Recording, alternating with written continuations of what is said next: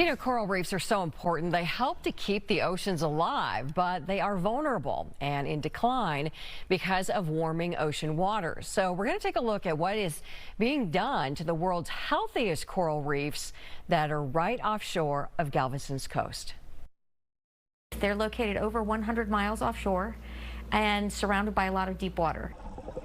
Deep in the Gulf of Mexico, about 100 miles off the Texas coastline, exists something unexpected. People don't expect to find a coral reef off the coast of Texas. The first reaction I usually get is, there's a coral reef where? But there it is, healthy and thriving in a most unlikely place.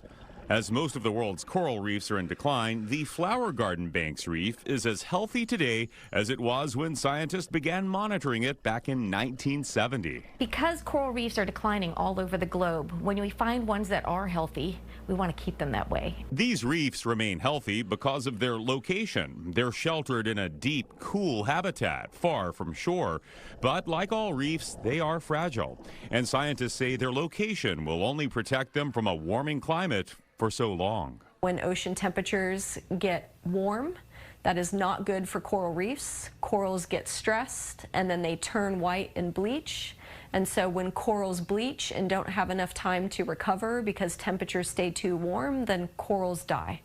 And if you don't have corals, then you don't have a reef. And if you don't have a reef, then fish don't have a place to live. These reefs do experience bleaching from time to time, but they always bounce back quickly. Brooke Zarita is a biologist with Galveston Island's Moody Gardens. Her job is to help ensure the reef's future by growing coral inside this lab. That way we can take healthy corals from one section of the reef, grow them out, and plant them back in an area that had a mortality event a few years ago.